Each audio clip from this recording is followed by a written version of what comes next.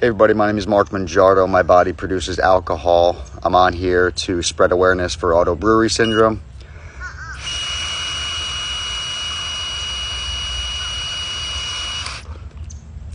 So auto-brewery syndrome is a rare condition where my body produces alcohol. I need to check my BAC every day, all day throughout the day, and I'm at zeros. I'm a former teacher, coach, athletic director, had a 15-year educational career. Lost my career because of this disorder. I got 2 DWIs in 6 months. I lost my career, my home. I wanted to come on, and there's been a lot of questions that I've seen pop up, so I just wanted to come on, take an opportunity to answer some of these questions. Number one, how did I lose my family? So I was diagnosed in May 2019. Couldn't get a job in New York. My fingerprints were on hold with the Department of Education, so I couldn't get a teaching position. I tried. I interviewed for multiple AD jobs, actually got to final interviews. I was offered a position as a physical education teacher at a Long Island, New York school district, but couldn't pass the background. They actually offered me a position, couldn't pass it through HR. So when I realized I could not, I didn't really have much left in New York. I had no career. I couldn't get a job. I went to a supermarket, couldn't get a job at a supermarket. Talking with my family and my wife's family, I decided to try real estate. So I actually got my real estate license in New York, surprisingly. I don't know how I passed the background.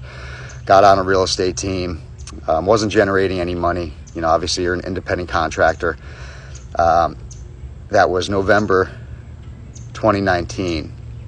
In March 2020, I flew down to Florida to get my real estate license in Florida, try to have my license in New York and in Florida. 2 days into the class, the pandemic hit, world shut down. My parents lived in Florida, so I was staying with my parents. When we sold our house in New Jersey, we moved to Long Island with my wife's parents. So for 6 months, I was living with my wife and my kids, with my in-laws in Long Island, New York. Took the flight down, pandemic hit. And it was a decision, it was a tough one. But my wife called me and said, don't come back, New York is really shut down. So I stayed. I got a seasonal job at Target, and I never went back. So for 3 years, I lived in Florida trying to start a new life and a new career while my wife and my kids were in New York. Obviously very, very difficult for me.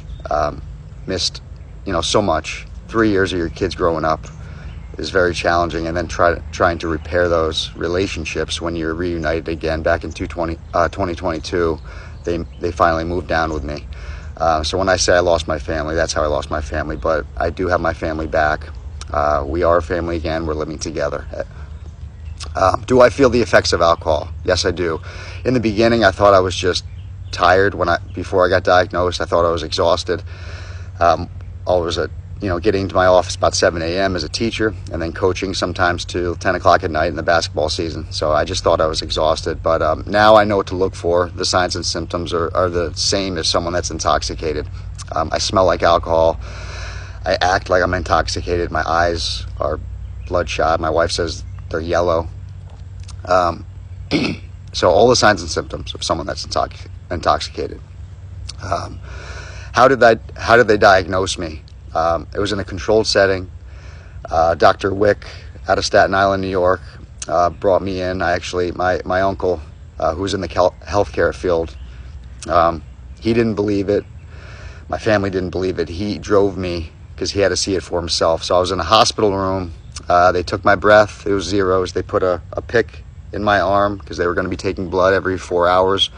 They checked my blood, zeros. They gave me what's called a glucose challenge test.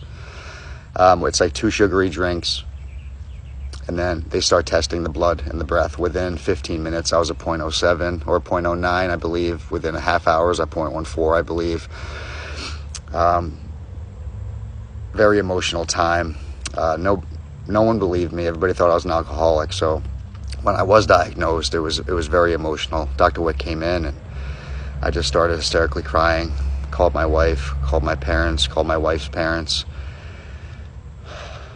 Tough time, but that's how I was diagnosed. Does it run in DNA, or is it hereditary? From all the information that I've gathered from doctors, they don't have that answer yet, so I don't have any information on that. I've been asked, is there a support group? Yes, there is, on Facebook. Just check out Brewery Syndrome. There's a support group that's great, and it helps out tremendously. Meal plans: what can I eat? Meats, proteins, chicken, fishes. My nutritionist, and I know I sent out the FODMAPs. I'm on the low FODMAP. He wanted me to introduce some fruits and vegetables. Surprisingly, like grapes, blueberries, raspberries, blackberries, they're okay. Surprisingly, I haven't had any effects with those. Vegetables like green beans, broccoli, Brussels sprouts, zucchini. But I stick to, my nutritionist calls it the caveman diet. Anything a caveman, basically, besides like nuts and things like that. Can I eat carbs? I keep seeing, people that are diagnosed with ABS, or they think they might have ABS, and they say, I'm on a low carb diet. I don't understand it. So for me, it's 0 carbs, 0 sugar, 0 alcohol. I don't eat 1 gram.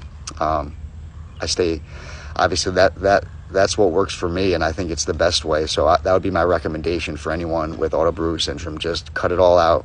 My nutritionist says I can live a very healthy life with no carbs, no sugar. What happened with my DWIs in New York? So these were the 2 DWIs. I got my, I switched careers. I had to get out of my first career, and I'll go through that more. I was a teacher for 13 years in New Jersey. I took an athletic director job in New York. 2 weeks into my new AD job, and I was a teacher contract. I had to teach a few classes, but I was also the athletic director of physical education and health. I got a DWI. I was coming home from a gathering with some friends where I was a social drinker. I did consume alcohol, and I did consume a lot of alcohol. It was a weekend with friends, and I went to bed at midnight, and I got pulled over at 4 in the afternoon, and I was a 0.18. Even the trooper asked me, because I told him I drank last night. I went to bed at noon. He said, "Do you have GERD?" I said, "No." I didn't know I had it. I hadn't been diagnosed yet. Gastro reflux. Not only was my body producing alcohol, but it was refluxing in my body, and I also have Barrett's esophagus, which exasperates it more. So I was producing alcohol. So drinking alcohol is like, for somebody with auto-brewery syndrome, it's like double or triple. And then I was refluxing it all day. So I was continuously refluxing the alcohol throughout the day. It didn't help me. DWI number 1. The district chose to look past it because I was doing a pretty good job my first 2 weeks. And then DWI number 2 was in April 2019. Like I said, I was the athletic director. I went to a boys golf match, and I used my athletic budget to buy both teams dinner: hot dog, french fries, soft drink. And I ate with them. I left the golf match, called the vice president of the Board of Education. Her daughter was being bullied, and she wanted my advice. Called her to see how her daughter was doing, and I got pulled over, hands. I was on a cell phone. Again, I was a 0.18, just having consumed the hot dog and french fries. The second DWI, it was dismissed based on a technicality, speedy trial. During COVID, the courts kept opening and closing. My lawyers were keeping track of it. Theirs were not. And that's how I got off the first one. I'll go more into those later. Thank you, everybody, for following. Please go to autobrewery.org for more information on this devastating disorder. Thank you very much.